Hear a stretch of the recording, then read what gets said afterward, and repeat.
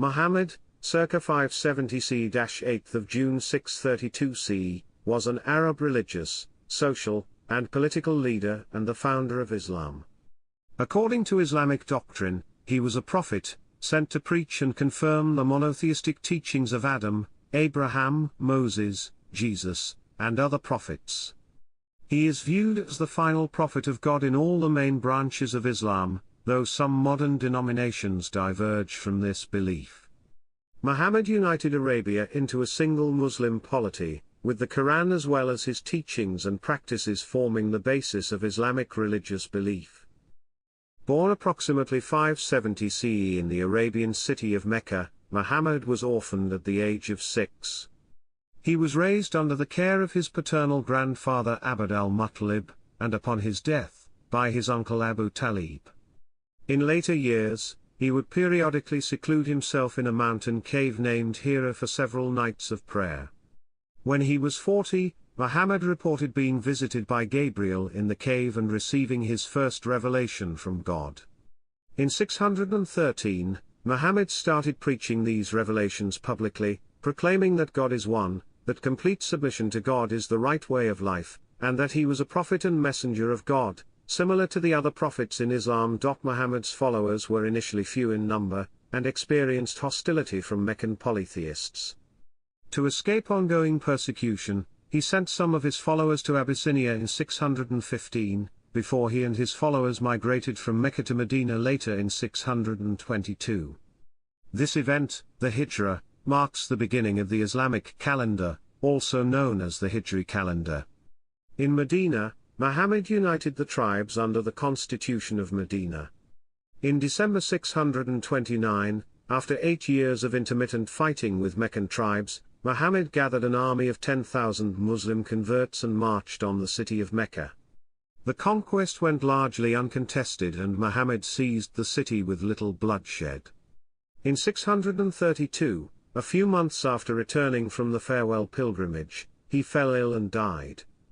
By the time of his death, most of the Arabian Peninsula had converted to Islam. The revelations that Muhammad had reported receiving until his death form the verses of the Quran, regarded by Muslims as the verbatim word of God on which the religion is based. Besides the Quran, Muhammad's teachings and practices, found in the Hadith and Sirah literature, are also upheld and used as sources of Islamic law. Chapter 1, Quranic Names and Appellations. The name Muhammad means praiseworthy and appears 4 times in the Quran. The Quran also addresses Muhammad in the second person by various appellations: prophet, messenger, servant of God, announcer, witness, bearer of good tidings, warner, reminder, one who calls, light personified, and the light-giving lamp. Chapter 2, Sources of Biographical Information. Chapter 3 Section 1, Quran. The Quran is the central religious text of Islam. Muslims believe it represents the words of God revealed by the Archangel Gabriel to Muhammad. The Quran, however, provides minimal assistance for Muhammad's chronological biography. Most Quranic verses do not provide significant historical context. Chapter 3 Section 2, Early Biographies. Important sources regarding Muhammad's life may be found in the historic works by writers of the 2nd and 3rd centuries of the Muslim era. These include traditional Muslim biographies of Muhammad, which provide additional information about Muhammad's life. The earliest surviving written Sirah is Ibn Ishaq's Life of God's Messenger, written circa 767 CE. Although the work was lost, this Sirah was used at great length by Ibn Hisham and to a lesser extent by al-Tabari. However, Ibn Hisham admits in the preface to his biography of Muhammad that he omitted matters from Ibn Ishaq's biography that would distress certain people. Another early history source is the history of Muhammad's campaigns by al-Waqidi, and the work of his secretary Ibn Sa'd al-Baghdadi. Many scholars accept these early biographies as authentic, though their accuracy is unascertainable. Recent studies have led scholars to distinguish between traditions touching legal matters and purely historical events. In the legal group, traditions could have been subject to invention, while historic events, aside from exceptional cases, may have been only subject to tendential shaping. Chapter 3 Section 3, Hadith. Other important sources include the Hadith collections, accounts of the verbal and physical teachings and traditions of Muhammad.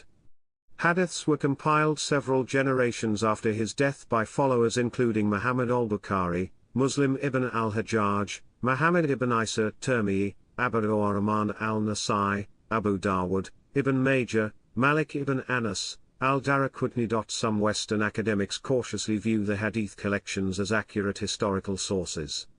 Scholars such as Madalung do not reject the narrations which have been compiled in later periods, but judge them in the context of history, and on the basis of their compatibility with the events and figures. Muslim scholars on the other hand typically place a greater emphasis on the Hadith literature instead of the biographical literature, since Hadiths maintain a verifiable chain of transmission. The lack of such a chain for the biographical literature makes it less verifiable in their eyes. Chapter 3, Pre-Islamic Arabia. The Arabian Peninsula was, and still is, largely arid with volcanic soil, making agriculture difficult except near oases or springs. Towns and cities dotted the landscape, two of the most prominent being Mecca and Medina. Medina was a large flourishing agricultural settlement, while Mecca was an important financial center for many surrounding tribes. Communal life was essential for survival in the desert conditions, supporting indigenous tribes against the harsh environment and lifestyle. Tribal affiliation, whether based on kinship or alliances, was an important source of social cohesion. Indigenous Arabs were either nomadic or sedentary. Nomadic groups constantly traveled seeking water and pasture for their flocks, while the sedentary settled and focused on trade and agriculture. Nomadic survival also depended on raiding caravans or oases. Nomads did not view this as a crime. In pre-Islamic Arabia, gods or goddesses were viewed as protectors of individual tribes, their spirits being associated with sacred trees, stones, springs and wells. As well as being the site of an annual pilgrimage, the Kaaba shrine in Mecca housed 360 idols of tribal patron deities. 3 goddesses were revered as God's daughters, Alat, Monat and Al-Uzza. Monotheistic communities existed in Arabia, including Christians and Jews. Hanafs, native pre-Islamic Arabs who professed a rigid monotheism, are also sometimes listed alongside Jews and Christians in pre-Islamic Arabia, although their historicity is disputed among scholars. According to Muslim tradition, Muhammad himself was a Hanaf and one of the descendants of Ishmael, son of Abraham. The second half of the 6th century was a period of political disorder in Arabia, and communication routes were no longer secure. Religious divisions were an important cause of the crisis. Judaism became the dominant religion in Yemen while Christianity took root in the Persian Gulf area. In line with broader trends of the ancient world, the region witnessed a decline in the practice of polytheistic cults and a growing interest in a more spiritual form of religion. While many were reluctant to convert to a foreign faith, those faiths provided intellectual and spiritual reference points. During the early years of Muhammad's life, the Quraysh tribe to which he belonged became a dominant force in Western Arabia. They formed the cult association of Hums, which tied members of many tribes in Western Arabia to the Kaaba and reinforced the prestige of the Meccan sanctuary. To counter the effects of anarchy, Quraysh upheld the institution of sacred months during which all violence was forbidden, and it was possible to participate in pilgrimages and fairs without danger. Thus, although the association of Hums was primarily religious, it also had important economic consequences for the city. Chapter 4, Life. Chapter 5 Section 1, Childhood and Early Life. Abu al-Qasim Muhammad ibn Abd Allah ibn Abd al-Muttalib ibn Hashim, was born in Mecca about the year 570, and his birthday is believed to be in the month of Rabi al-Awwal. He belonged to the Banu Hashim clan, part of the Quraysh tribe, and was one of Mecca's prominent families, although it appears less prosperous during Muhammad's early lifetime. Tradition places the year of Muhammad's birth as corresponding with the year of the elephant, which is named after the failed destruction of Mecca that year by the Abraha, Yemen's king, who supplemented his army with elephants. Alternatively, some 20th century scholars have suggested different years, such as 568 or 569. Muhammad's father, Abdullah, died almost 6 months before he was born. According to Islamic tradition, soon after birth he was sent to live with a Bedouin family in the desert, as desert life was considered healthier for infants. Some Western scholars reject this tradition's historicity. Muhammad stayed with his foster mother, Halima bint Abi Dwaib, and her husband until he was 2 years old. At the age of 6, Muhammad lost his biological mother Amina to illness and became an orphan. For the next 2 years, until he was 8 years old, Muhammad was under the guardianship of his paternal grandfather Abdul Muttalib, of the Banu Hashim clan until his death. He then came under the care of his uncle Abu Talib, the new leader of the Banu Hashim. According to Islamic historian William Montgomery Watt, there was a general disregard by guardians in taking care of weaker members of the tribes in Mecca during the 6th century. Muhammad's guardians saw that he did not starve to death, but it was hard for them to do more for him, especially as the fortunes of the clan of Hashim seem to have been declining at that time. In his teens, Muhammad accompanied his uncle on Syrian trading journeys to gain experience in commercial trade. Islamic tradition states that when Muhammad was either 9 or 12 while accompanying the Meccan's caravan to Syria, he met a Christian monk or hermit named Bahira who is said to have foreseen Muhammad's career as a prophet of God. Little is known of Muhammad during his later youth. Available information is fragmented, making it difficult to separate history from legend. It is known that he became a merchant and was involved in trade between the Indian Ocean and the Mediterranean Sea. Due to his upright character, he acquired the nickname Al-Amin, meaning faithful, trustworthy, and Al-Sadiq, meaning truthful, and was sought out as an impartial arbitrator. His reputation attracted a proposal in 595 from Khadija, a successful businesswoman. Muhammad consented to the marriage, which by all accounts was a happy one. Several years later, according to a narration collected by historian Ibn Ishaq, Muhammad was involved with a well-known story about setting the black stone in place in the wall of the Kaaba in 605 CE. The black stone, a sacred object, was removed during renovations to the Kaaba.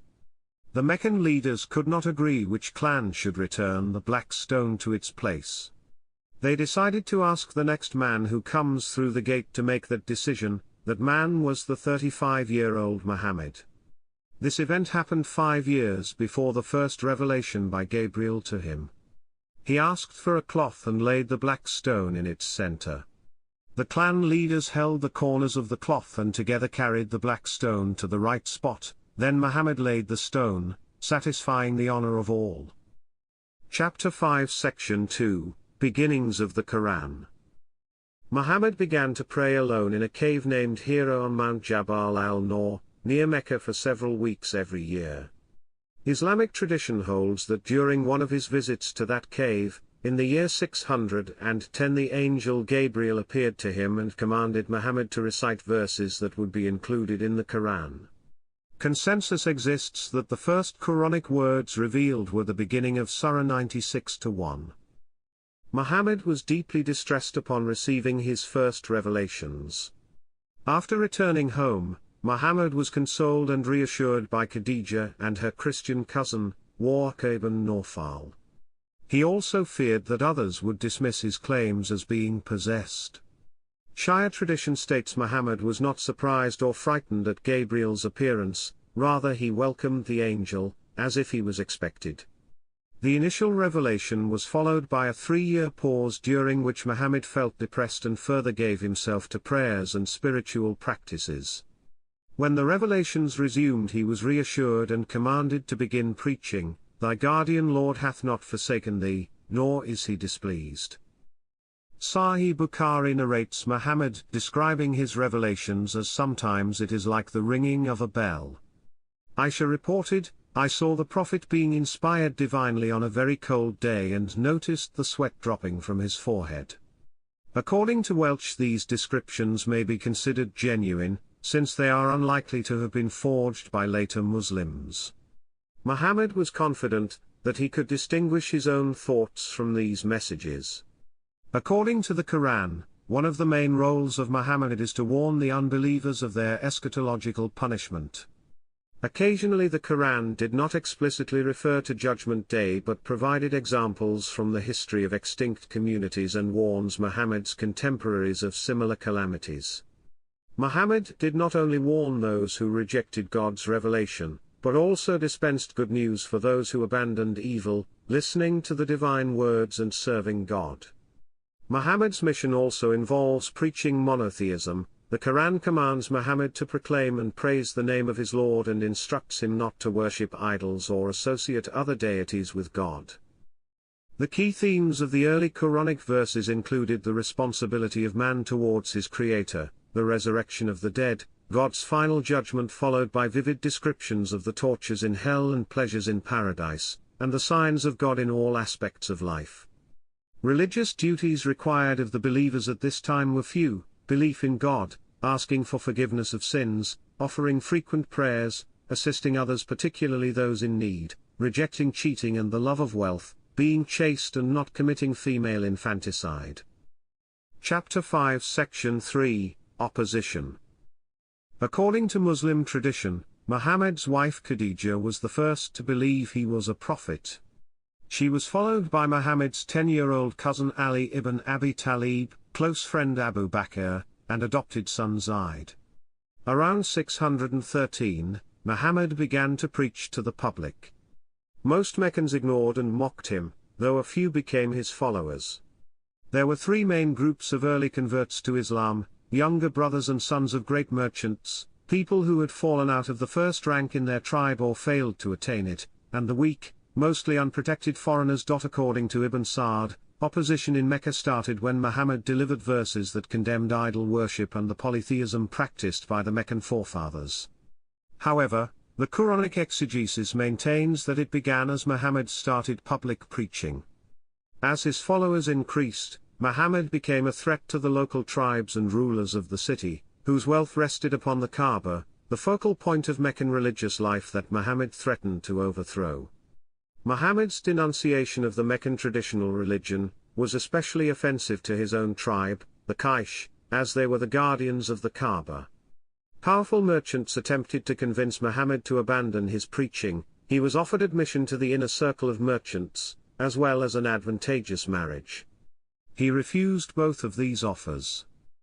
Tradition records at great length the persecution and ill-treatment towards Muhammad and his followers. Sumayyah bint Qayyat, a slave of a prominent Meccan leader Abu Jahl, is famous as the first martyr of Islam, killed with a spear by her master when she refused to give up her faith. Bilal, another Muslim slave, was tortured by Umayyah ibn Khalaf, who placed a heavy rock on his chest to force his conversion. In 615, some of Muhammad's followers emigrated to the Ethiopian kingdom of Aksum and founded a small colony under the protection of the Christian Ethiopian emperor Shema ibn Abjar. Ibn Sa'd mentions two separate migrations. According to him, most of the Muslims returned to Mecca prior to Hijrah, while a second group rejoined them in Medina. Ibn Hisham and Tabari, however, only talk about one migration to Ethiopia. These accounts agree that Meccan persecution played a major role in Muhammad's decision to suggest that a number of his followers seek refuge among the Christians in Abyssinia. According to the famous letter of Urwa preserved in Al-Tabari, the majority of Muslims returned to their native town as Islam gained strength and high-ranking Meccans, such as Umar and Hamza, converted. However, there is a completely different story on the reason why the Muslims returned from Ethiopia to Mecca. According to this account, initially mentioned by al-Waqidi, then rehashed by Ibn Sa'd and Tabari, but not by Ibn Hisham and not by Ibn Ishaq, Muhammad, desperately hoping for an accommodation with his tribe, pronounced a verse acknowledging the existence of three Meccan goddesses considered to be the daughters of Allah. Muhammad retracted the verses the next day at the behest of Gabriel, claiming that the verses were whispered by the devil himself. Instead, a ridicule of these gods was offered. This episode, known as the story of the cranes, is also known as satanic verses. According to the story, this led to a general reconciliation between Muhammad and the Meccans, and the Abyssinia Muslims began to return home. When they arrived, Gabriel had informed Muhammad that the two verses were not part of the revelation, but had been inserted by Satan. Notable scholars at the time argued against the historic authenticity of these verses and the story itself on various grounds. Al-Waqidi was severely criticized by Islamic scholars such as Malik ibn Anas, al-Shafi'i, Ahmad ibn Hanbal, al-Nasai, al-Bukhari, Abu Dawud, al-Nawawi and others as a liar and forger. Later, the incident received some acceptance among certain groups, though strong objections to it continued onwards past the 10th century. The objections continued until rejection of these verses and the story itself eventually became the only acceptable orthodox Muslim position. In 616, the leaders of Maksum and Banu Abd Shams, two important Quraysh clans, declared a public boycott against Banu Hashim, their commercial rival, to pressure it into withdrawing its protection of Muhammad. The boycott lasted 3 years but eventually collapsed as it failed in its objective. During this time, Muhammad was able to preach only during the holy pilgrimage months in which all hostilities between Arabs were suspended. Chapter 5 Section 4, Isra and Miraj. Islamic tradition states that in 620, Muhammad experienced the Isra and Miraj, a miraculous night-long journey said to have occurred with the angel Gabriel. At the journey's beginning, the Isra, he is said to have traveled from Mecca on a winged steed to the farthest mosque. Later, during the Miraj, Muhammad is said to have toured heaven and hell, and spoke with earlier prophets, such as Abraham, Moses, and Jesus. Ibn Ishaq, author of the first biography of Muhammad, presents the event as a spiritual experience. Later historians, such as Al-Tabari and Ibn Kathir, present it as a physical journey. Some Western scholars hold that the Isra and Miraj journey traveled through the heavens from the sacred enclosure Mecca to the celestial Al-Baytu el-Ma'mur. Later traditions indicate Muhammad's journey as having been from Mecca to Jerusalem. Chapter 5 Section 5, Last Years Before Hijrah. Muhammad's wife Khadija and uncle Abu Talib both died in 619, the year thus being known as the Year of Sorrow. With the death of Abu Talib, leadership of the Banu Hashim clan passed to Abu Lahab, a tenacious enemy of Muhammad. Soon afterward, Abu Lahab withdrew the clan's protection over Muhammad. This placed Muhammad in danger. The withdrawal of clan protection implied that blood revenge for his killing would not be exacted. Muhammad then visited Taif, another important city in Arabia, and tried to find a protector, but his effort failed and further brought him into physical danger. Muhammad was forced to return to Mecca. A Meccan man named Mutim ibn Adi made it possible for him to safely re-enter his native city. Many people visited Mecca on business or as pilgrims to the Kaaba. Muhammad took this opportunity to look for a new home for himself and his followers. After several unsuccessful negotiations, he found hope with some men from Yathrib. The Arab population of Yathrib were familiar with monotheism, and were prepared for the appearance of a prophet because a Jewish community existed there. They also hoped, by the means of Muhammad and the new faith, to gain supremacy over Mecca. The Yathrib were jealous of its importance as the place of pilgrimage. Converts to Islam came from nearly all Arab tribes in Medina. By June of the subsequent year, 75 Muslims came to Mecca for pilgrimage and to meet Muhammad. Meeting him secretly by night, the group made what is known as the Second Pledge of Al-Aqaba, or, in Orientalists' view, the Pledge of War. Following the pledges at Aqaba, Muhammad encouraged his followers to emigrate to Yathrib. As with the migration to Abyssinia, the Quraysh attempted to stop the emigration. However, almost all Muslims managed to leave. Chapter 5 Section 6, Hijrah. The Hijrah is the migration of Muhammad and his followers from Mecca to Medina in 622 CE. In June 622, warned of a plot to assassinate him, Muhammad secretly slipped out of Mecca and moved his followers to Medina, 450 kilometers north of Mecca. Chapter 5 Section 7 Subsection 1, Migration to Medina. A delegation, consisting of the representatives of the 12 important clans of Medina, invited Muhammad to serve as chief arbitrator for the entire community, due to his status as a neutral outsider. There was fighting in Yathrib. Primarily the dispute involved its Arab and Jewish inhabitants, and was estimated to have lasted for around 100 years before 620. The recurring slaughters, and disagreements over the resulting claims, especially after the Battle of Bu'ath in which all clans were involved, made it obvious to them that the tribal concept of blood feud, and an eye for an eye were no longer workable unless there was one man with authority to adjudicate in disputed cases. The delegation from Medina pledged themselves and their fellow citizens to accept Muhammad into their community and physically protect him as one of themselves. Muhammad instructed his followers to emigrate to Medina, until nearly all his followers left Mecca. Being alarmed at the departure, according to tradition, the Meccans plotted to assassinate Muhammad. With the help of Ali, Muhammad fooled the Meccans watching him, and secretly slipped away from the town with Abu Bakr. By 622, Muhammad emigrated to Medina, a large agricultural oasis. Those who migrated from Mecca along with Muhammad became known as Muhajirin. Chapter 5 Section 7 Subsection 2, Establishment of a new polity. Among the first things Muhammad did to ease the long-standing grievances among the tribes of Medina was to draft a document known as the Constitution of Medina, establishing a kind of alliance or federation among the 8 Medinan tribes and Muslim emigrants from Mecca. This specified rights and duties of all citizens, and the relationship of the different communities in Medina.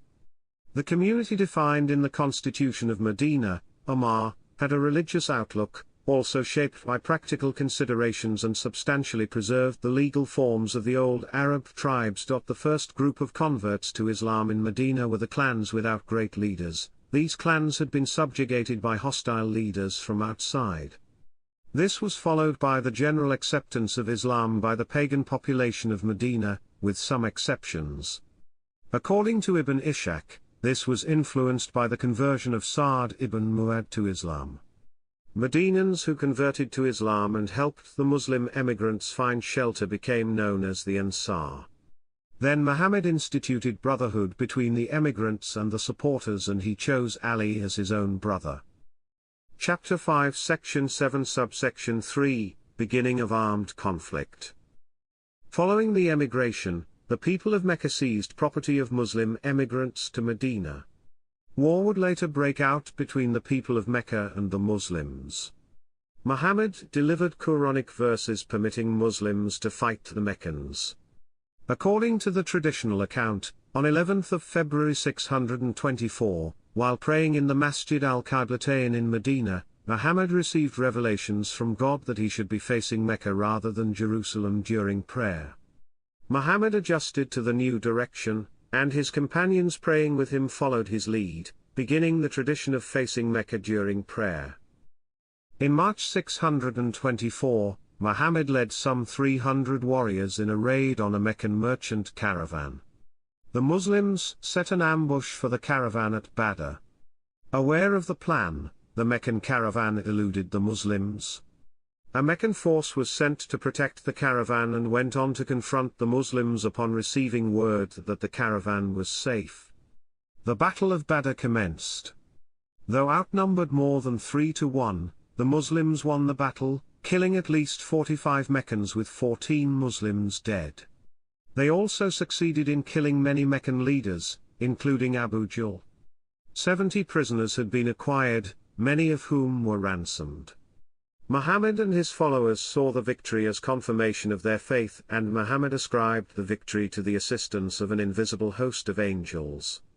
The Quranic verses of this period, unlike the Meccan verses, dealt with practical problems of government and issues like the distribution of spoils. The victory strengthened Muhammad's position in Medina, and dispelled earlier doubts among his followers. As a result, the opposition to him became less vocal. Pagans who had not yet converted were very bitter about the advance of Islam.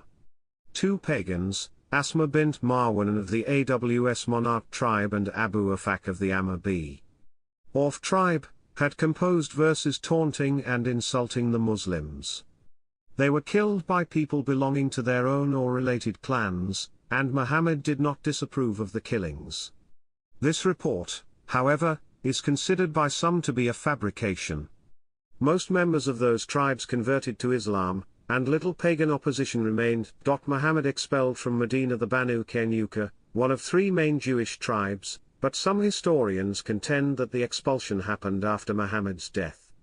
According to al-Waqidi, after Abdallah ibn Ubay spoke for them, Muhammad refrained from executing them and commanded that they be exiled from Medina. Following the Battle of Badr, Muhammad also made mutual aid alliances with a number of Bedouin tribes to protect his community from attacks from the northern part of Hejaz. Chapter 5 Section 7 Subsection 4 Conflict with Mecca. The Meccans were eager to avenge their defeat. To maintain economic prosperity, the Meccans needed to restore their prestige, which had been reduced at Badr. In the ensuing months, the Meccans sent ambush parties to Medina while Muhammad led expeditions against tribes allied with Mecca and sent raiders onto a Meccan caravan.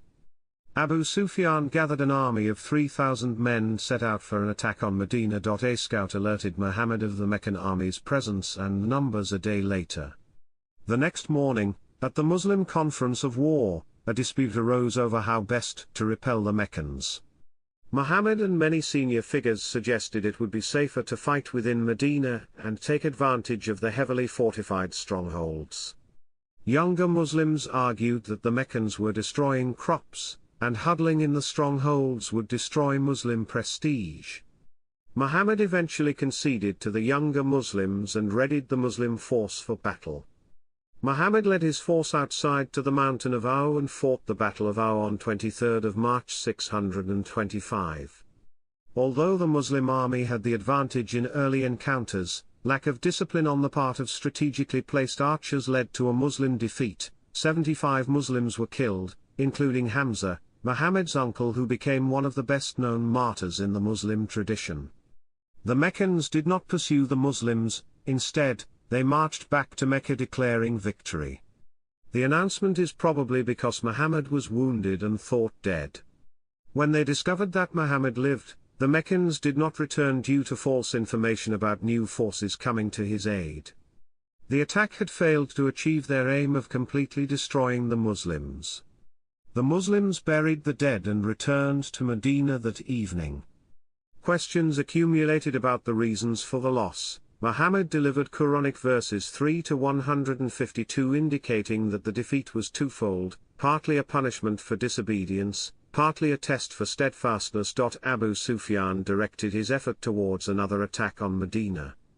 He gained support from the nomadic tribes to the north and east of Medina, using propaganda about Muhammad's weakness, promises of booty, memories of Quraysh prestige, and through bribery. Muhammad's new policy was to prevent alliances against him. Whenever alliances against Medina were formed, he sent out expeditions to break them up. Muhammad heard of men massing with hostile intentions against Medina, and reacted in a severe manner. One example is the assassination of Ka'b ibn al-Ashraf, a chieftain of the Jewish tribe of Banu Nadir. Al-Ashraf went to Mecca and wrote poems that roused the Meccans' grief, anger and desire for revenge after the Battle of Badr. Around a year later, Muhammad expelled the Banu Nadir from Medina, forcing their emigration to Syria. He allowed them to take some possessions, as he was unable to subdue the Banu Nadir in their strongholds. The rest of their property was claimed by Muhammad in the name of God, as it was not gained with bloodshed. Muhammad surprised various Arab tribes individually, with overwhelming force, causing his enemies to unite to annihilate him. Muhammad's attempts to prevent a confederation against him were unsuccessful, though he was able to increase his own forces and stopped many potential tribes from joining his enemies. Chapter 5 Section 7 Subsection 5 Siege of Medina. With the help of the exiled Banu Nadir, the Quraysh military leader Abu Sufyan mustered a force of 10,000 men. Muhammad prepared a force of about 3,000 men and adopted a form of defense unknown in Arabia at that time. The Muslims dug a trench wherever Medina lay open to cavalry attack. The idea is credited to a Persian convert to Islam, Salman the Persian. The siege of Medina began on 31st of March 627, and lasted 2 weeks. Abu Sufyan's troops were unprepared for the fortifications, and after an ineffectual siege, the coalition decided to return home. The Quran discusses this battle in Surah Al-Ahzab, in verses 33 to 9 to 27. During the battle, the Jewish tribe of Banu Qurayza, located to the south of Medina, entered into negotiations with Meccan forces to revolt against Muhammad. Although the Meccan forces were swayed by suggestions that Muhammad was sure to be overwhelmed, they desired reassurance in case the Confederacy was unable to destroy him. No agreement was reached after prolonged negotiations, partly due to sabotage attempts by Muhammad's scouts. After the coalition's retreat, the Muslims accused the Banu Qurayza of treachery, and besieged them in their forts for 25 days. The Banu Qurayza eventually surrendered. According to Ibn Ishaq, all the men apart from a few converts to Islam were beheaded, while the women and children were enslaved.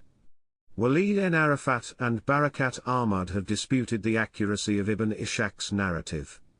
Arafat believes that Ibn Ishaq's Jewish sources, speaking over 100 years after the event, conflated this account with memories of earlier massacres in Jewish history. He notes that Ibn Ishaq was considered an unreliable historian by his contemporary Malik ibn Anas, and a transmitter of odd tales by the later Ibn Hajar.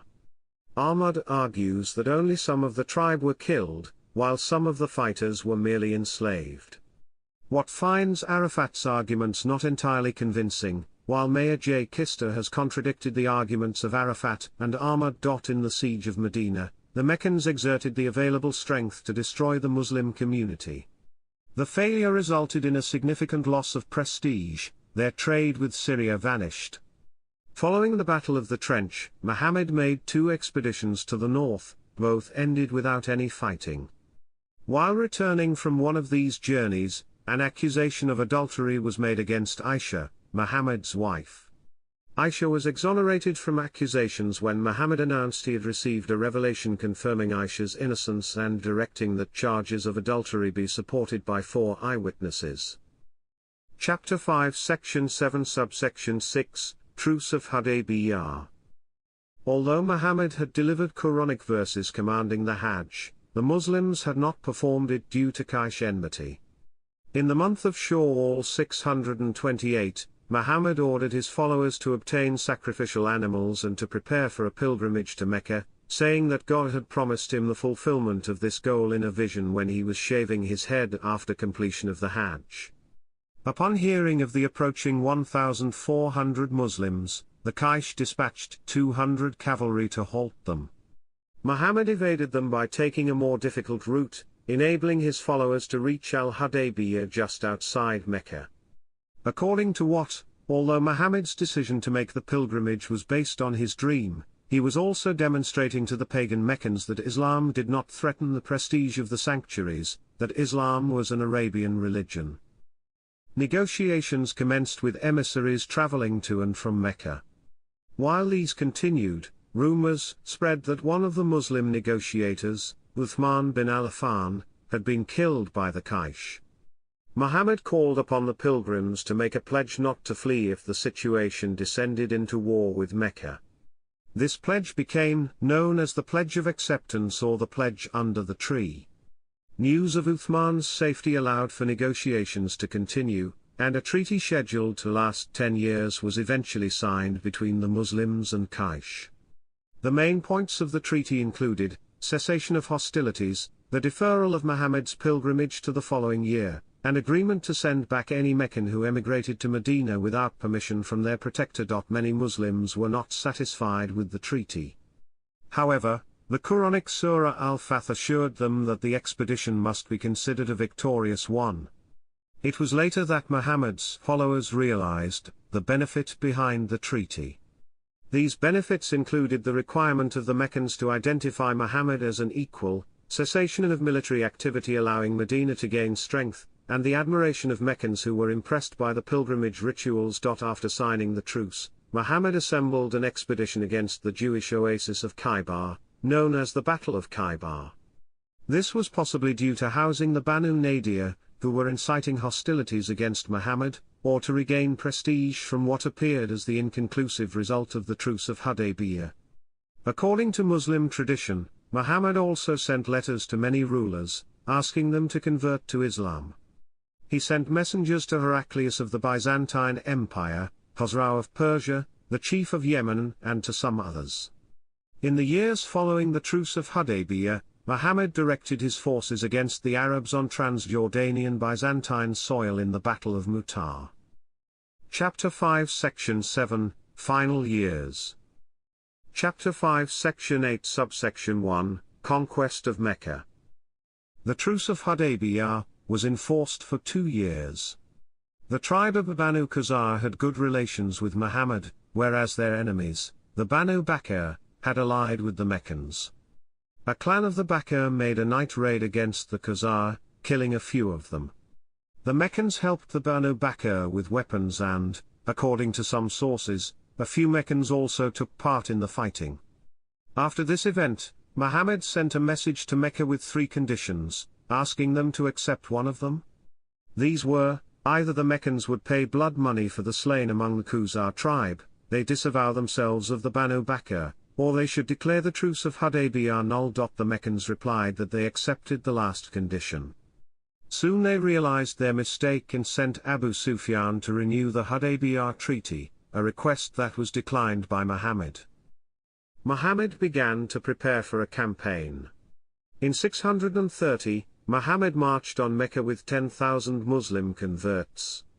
With minimal casualties, Muhammad seized control of Mecca.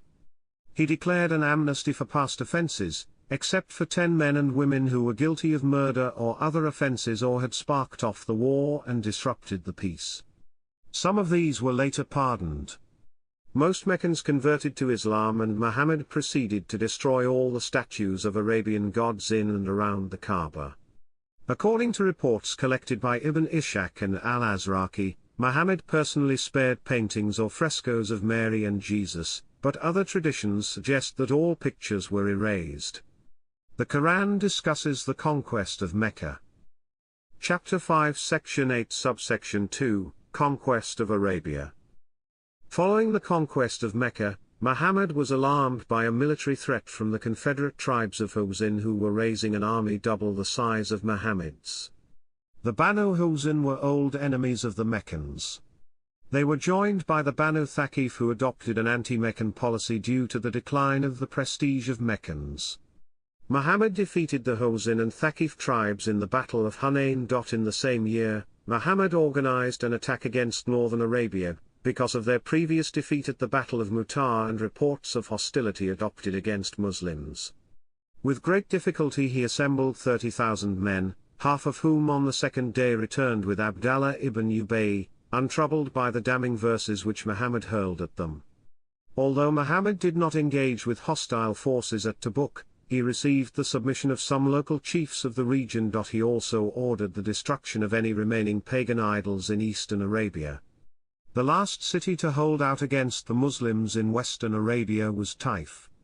Muhammad refused to accept the city's surrender until they agreed to convert to Islam and allowed men to destroy the statue of their goddess Al-Lat. A year after the Battle of Tabuk, the Banu Thaqif sent emissaries to surrender to Muhammad and adopt Islam.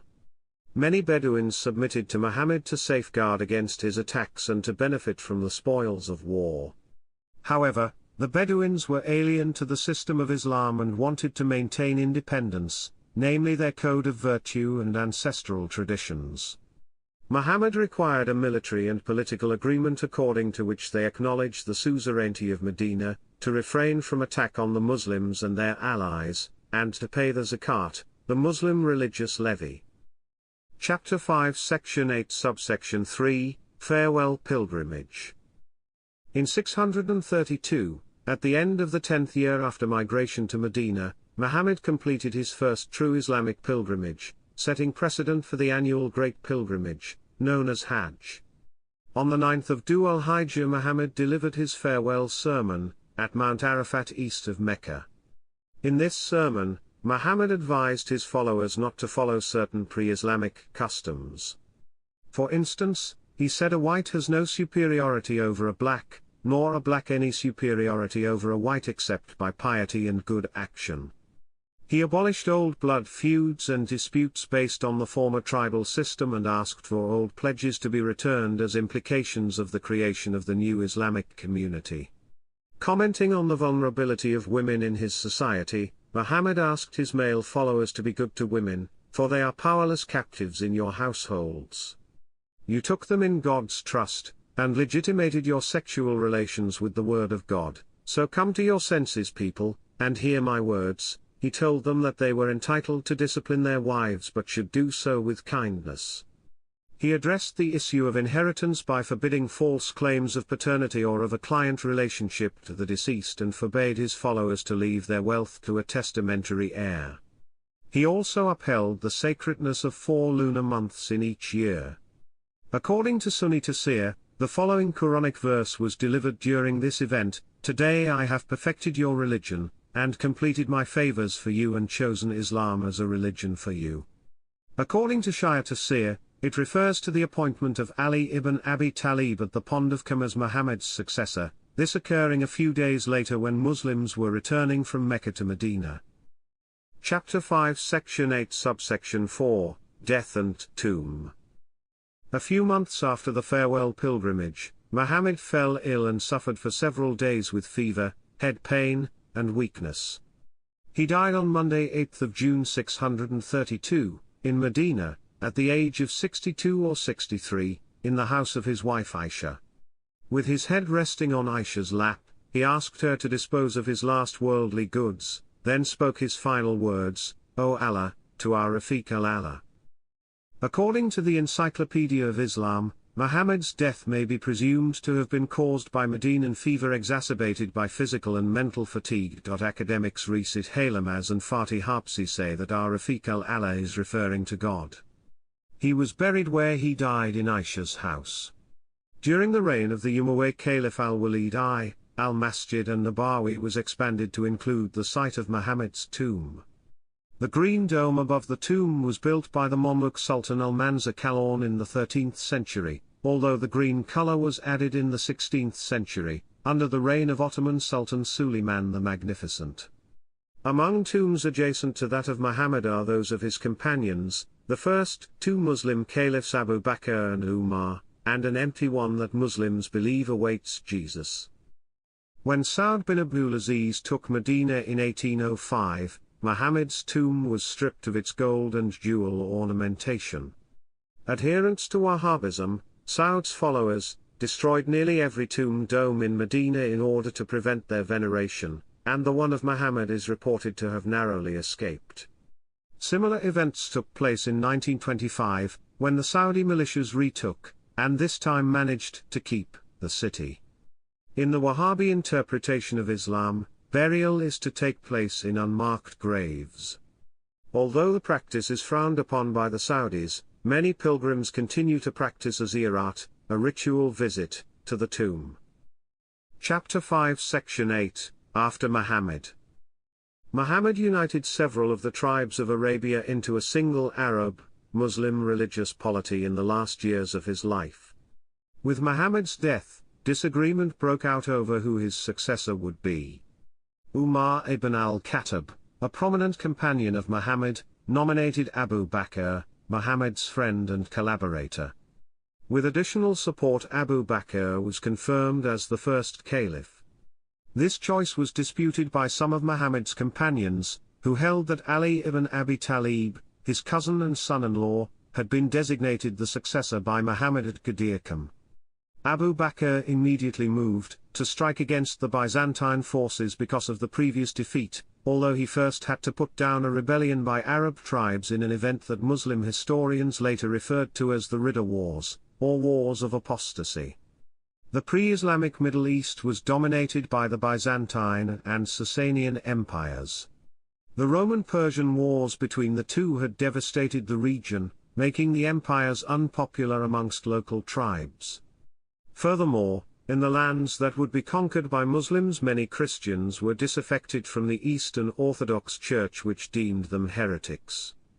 within a decade Muslims conquered Mesopotamia, Byzantine Syria, Byzantine Egypt, large parts of Persia, and established the Rashidun Caliphate. Chapter 5, Islamic Social Reforms. According to William Montgomery Watt, religion for Muhammad was not a private and individual matter, but the total response of his personality to the total situation in which he found himself. He was responding to the religious and intellectual aspects of the situation, but also to the economic, social, and political pressures to which contemporary Mecca was subject. Bernard Lewis says there are two important political traditions in Islam: Muhammad as a statesman in Medina, and Muhammad as a rebel in Mecca. In his view, Islam is a great change, akin to a revolution, when introduced to new societies. Historians generally agree that Islamic social changes in areas such as social security, family structure, slavery and the rights of women and children improved on the status quo of Arab society. For example, according to Lewis, Islam from the first denounced aristocratic privilege, rejected hierarchy, and adopted a formula of the career open to the talents. Muhammad's message transformed society and moral orders of life in the Arabian Peninsula. Society focused on the changes to perceived identity, worldview, and the hierarchy of values. Economic reforms addressed the plight of the poor, which was becoming an issue in pre-Islamic Mecca. The Quran requires payment of an alms tax for the benefit of the poor. As Muhammad's power grew, he demanded that tribes who wished to ally with him implement the zakat in particular. Chapter 6, Appearance. In Muhammad al-Bukhari's book Sahih al-Bukhari, in chapter 61, Hadith 57 and Hadith 60, Muhammad is depicted by two of his companions thus. God's messenger was neither very tall nor short, neither absolutely white nor deep brown. His hair was neither curly nor lank. Allah sent him when he was 40 years old. Afterwards he resided in Mecca for 10 years and in Medina for 10 more years. When Allah took him unto him, there was scarcely 20 white hairs in his head and beard. The Prophet was of moderate height, having broad shoulders, hair reaching his earlobes. Once I saw him in a red cloak, and I had never seen anyone more handsome than him. The description given in Muhammad ibn Isa Tirmizi's book Shama'il al-Mustafa, attributed to Ali ibn Abi Talib and Hind ibn Abi Hala, is as follows. Muhammad was middle-sized, did not have lank or crisp hair, was not fat, had a white circular face, wide black eyes, and long eyelashes. When he walked as though he went down a declivity. He had the seal of prophecy between his shoulder blades, he was bulky. His face shone like the moon. He was taller than middling stature but shorter than conspicuous tallness. He had thick, curly hair. The plaits of his hair were parted. His hair reached beyond the lobe of his ear. His complexion was azhar. Muhammad had a wide forehead, and fine, long, arched eyebrows which did not meet. Between his eyebrows there was a vein which distended when he was angry. The upper part of his nose was hooked, he was thick-bearded, had smooth cheeks, a strong mouth, and his teeth were set apart. He had thin hair on his chest. His neck was like the neck of an ivory statue, with the purity of silver. Muhammad was proportionate, stout, firm-gripped, even of belly and chest, broad-chested and broad-shouldered. The seal of prophecy between Muhammad's shoulders is generally described as having been a type of raised mole the size of a pigeon's egg. Another description of Muhammad was provided by Mabad, a woman he met on his journey to Medina. I saw a man, pure and clean, with a handsome face and a fine figure. He was not marred by a skinny body, nor was he overly small in the head and neck. He was graceful and elegant, with intensely black eyes and thick eyelashes. There was a huskiness in his voice, and his neck was long. His beard was thick, and his eyebrows were finely arched and joined together. When silent, he was grave and dignified, and when he spoke, glory rose up and overcame him. He was from afar the most beautiful of men and the most glorious, and close up he was the sweetest and the loveliest. He was sweet of speech and articulate, but not petty or trifling. His speech was a string of cascading pearls, measured so that none despaired of its length, and no eye challenged him because of brevity. In company he is like a branch between two other branches, but he is the most flourishing of the three in appearance, and the loveliest in power. He has friends surrounding him, who listen to his words. If he commands, they obey implicitly, with eagerness and haste, without frown or complaint. Descriptions like these were often reproduced in calligraphic panels, which in the 17th century developed into an art form of their own in the Ottoman Empire. Chapter 7, Household. Muhammad's life is traditionally defined into two periods, pre-Hijra in Mecca, and post-Hijra in Medina. Muhammad is said to have had 13 wives in total. 11 of the 13 marriages occurred after the migration to Medina.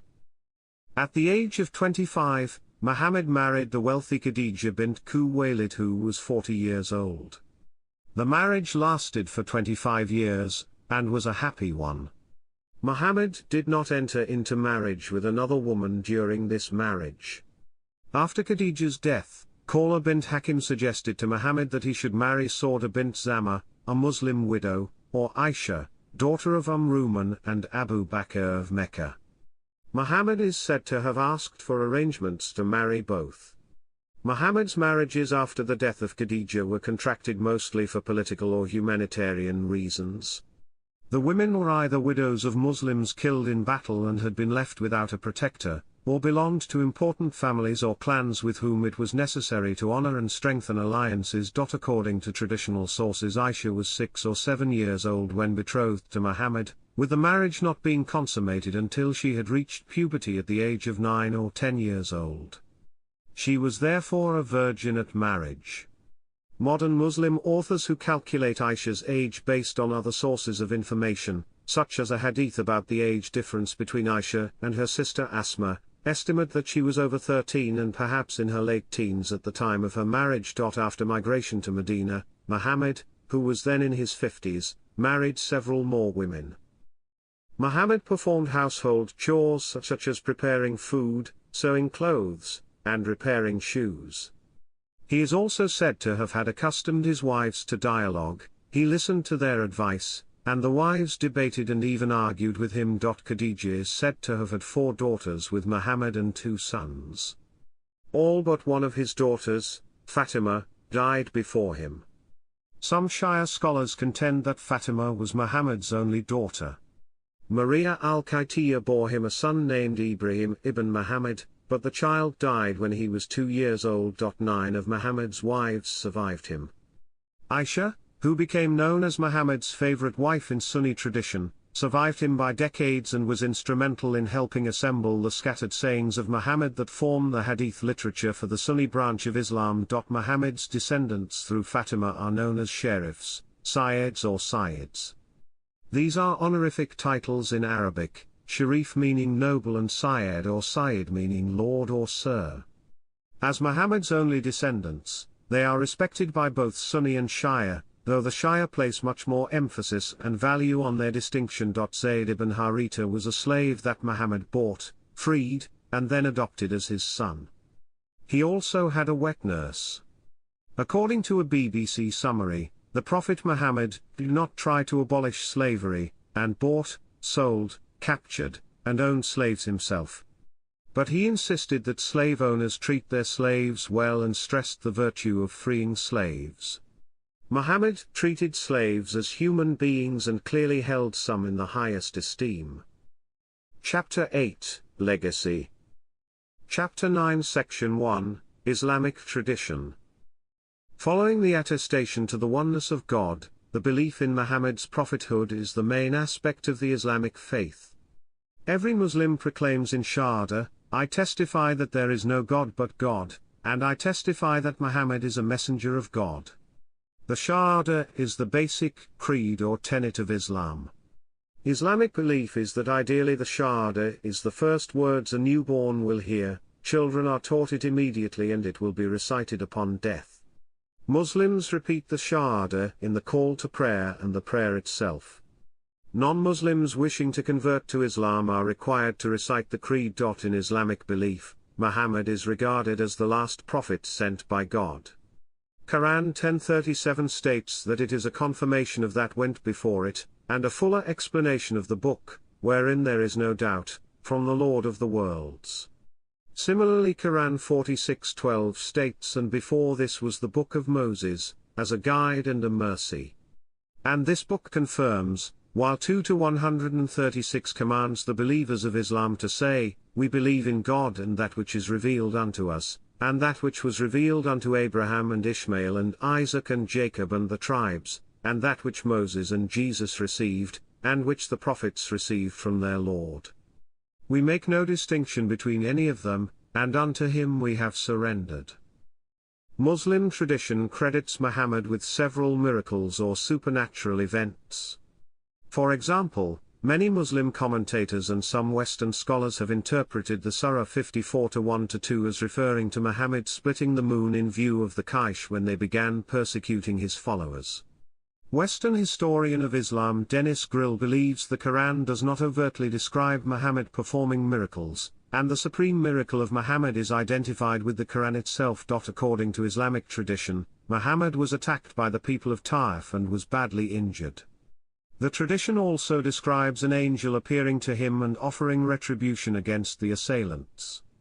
It is said that Muhammad rejected the offer and prayed for the guidance of the people of If. The Sunnah represents actions and sayings of Muhammad, and covers a broad array of activities and beliefs ranging from religious rituals, personal hygiene, and burial of the dead to the mystical questions involving the love between humans and God. The Sunnah is considered a model of emulation for pious Muslims and has to a great degree influenced the Muslim culture. The greeting that Muhammad taught Muslims to offer each other, "May peace be upon you," is used by Muslims throughout the world. Many details of major Islamic rituals such as daily prayers, the fasting and the annual pilgrimage are only found in the Sunnah and not the Quran. Chapter 9 Section 2, Sufism. The Sunnah contributed much to the development of Islamic law, particularly from the end of the first Islamic century. Muslim mystics, known as Sufis, who were seeking for the inner meaning of the Quran and the inner nature of Muhammad, viewed the Prophet of Islam not only as a prophet but also as a perfect human being. All Sufi orders trace their chain of spiritual descent back to Muhammad. Muslims have traditionally expressed love and veneration for Muhammad. Stories of Muhammad's life, his intercession and of his miracles have permeated popular Muslim thought and poetry. Among Arabic odes to Muhammad, Qasadat al-Burda by the Egyptian Sufi al-Bizri is particularly well known, and widely held to possess a healing, spiritual power.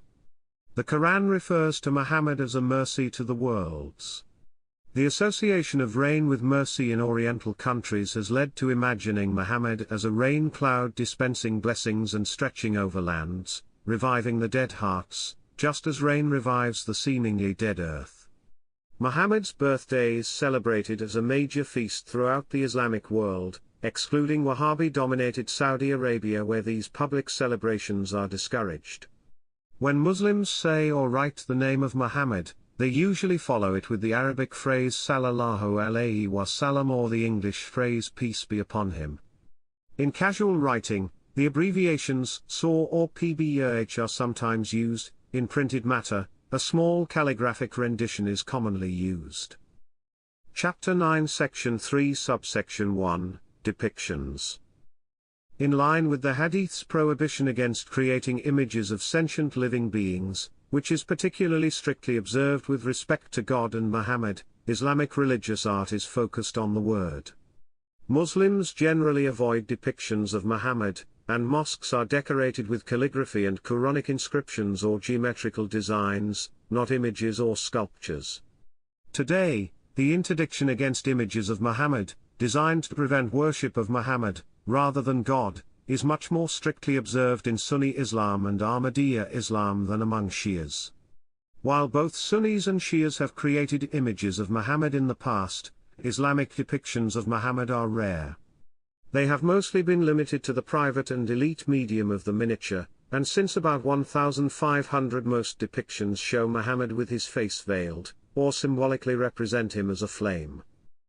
The earliest extant depictions come from 13th century Anatolian Seljuk and Ilkhanid Persian miniatures, typically in literary genres describing the life and deeds of Muhammad.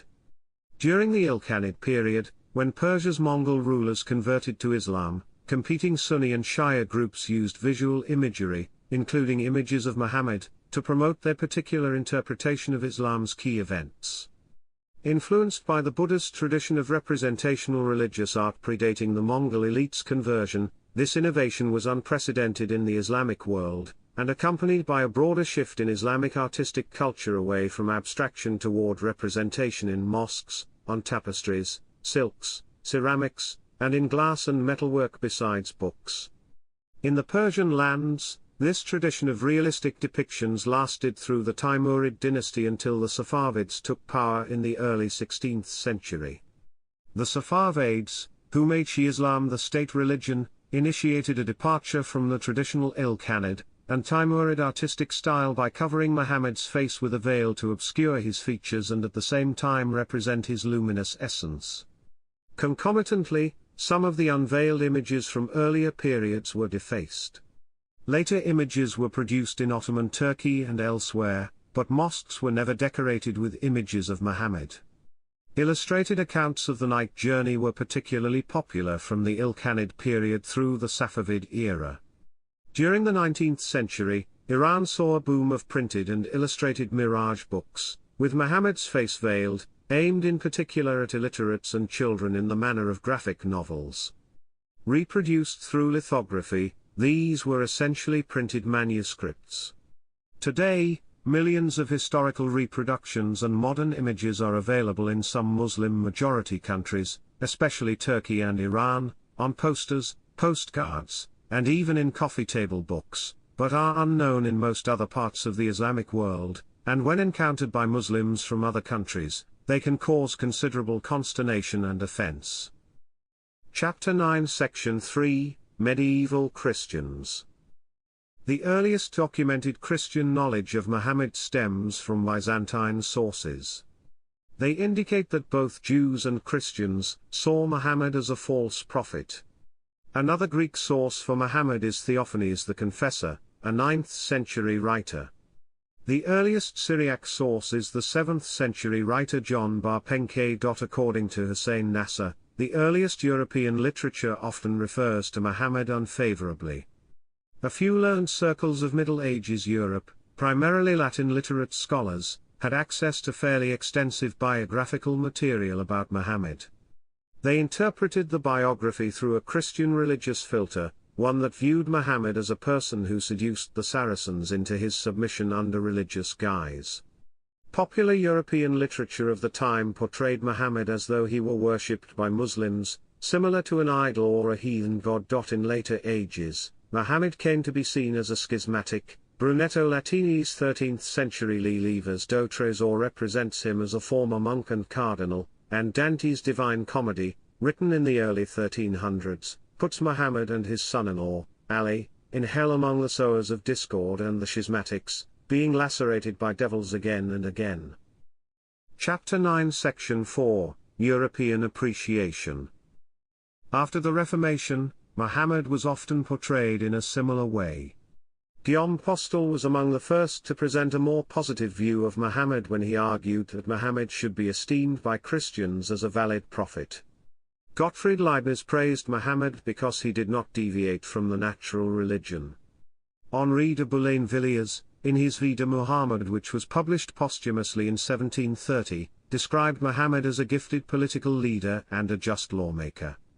He presents him as a divinely inspired messenger, whom God employed to confound the bickering Oriental Christians, to liberate the Orient from the despotic rule of the Romans and Persians, and to spread the knowledge of the unity of God from India to Spain. Voltaire had a somewhat mixed opinion on Muhammad. In his play Le Fanatisme, où Mahomet le Prophète, he vilifies Muhammad as a symbol of fanaticism, and in a published essay in 1748 he calls him a sublime and hearty charlatan, but in his historical survey Essai sur les mœurs, he presents him as legislator and a conqueror and calls him an enthusiast. Jean-Jacques Rousseau, in his Social Contract, brushing aside hostile legends of Muhammad as a trickster and impostor, presents him as a sage legislator who wisely fused religious and political powers.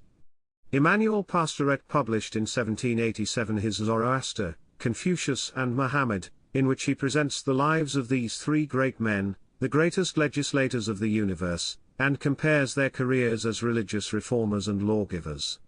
He rejects the common view that Muhammad is an impostor and argues that the Quran proffers the most sublime truths of cult and morals. It defines the unity of God with an admirable concision.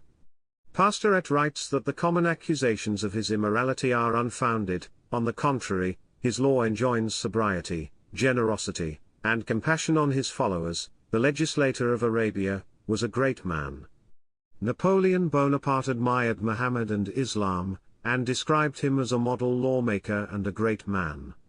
Thomas Carlyle in his book Heroes and Hero Worship and the Heroic in History describes Muhammad as silent great soul, one of those who cannot but be in earnest. Carlyle's interpretation has been widely cited by Muslim scholars as a demonstration that Western scholarship validates Muhammad's status as a great man in history. Ian Armand says that German Romantic writers generally held positive views of Muhammad, Goethe's extraordinary poet-prophet, Herder's nation-builder Schlegel's admiration for Islam as an aesthetic product, enviably authentic, radiantly holistic, played such a central role in his view of Muhammad as an exemplary world fashioner that he even used it as a scale of judgment for the classical. After quoting Heinrich Heine, who said in a letter to some friend that I must admit that you, great prophet of Mecca, are the greatest poet, and that your Quran will not easily escape my memory, John Tolan goes on to show how Jews in Europe in particular held more nuanced views about Muhammad and Islam. Being an ethno-religious minority feeling discriminated, they specifically lauded Al-Andalus, and thus, writing about Islam was for Jews a way of indulging in a fantasy world, far from the persecution and pogroms of 19th-century Europe, where Jews could live in harmony with their non-Jewish neighbors. Chapter 9 Section 5, Modern Historians.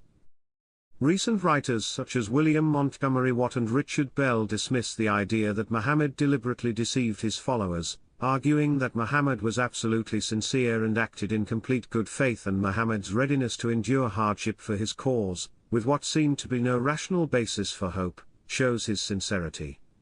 Watt, however, says that sincerity does not directly imply correctness. In contemporary terms, Muhammad might have mistaken his subconscious for divine revelation. Watt and Bernard Lewis argue that viewing Muhammad as a self-seeking impostor makes it impossible to understand Islam's development. Alfred T. Welch holds that Muhammad was able to be so influential and successful because of his firm belief in his vocation. Chapter 9 Section 6, Other Religions. Followers of the Bahá'í faith venerate Muhammad as one of a number of prophets or manifestations of God. He is thought to be the final manifestation, or seal of the Adamic cycle, but consider his teachings to have been superseded by those of Baha'u'llah, the founder of the Bahá'í faith, and the first manifestation of the current cycle.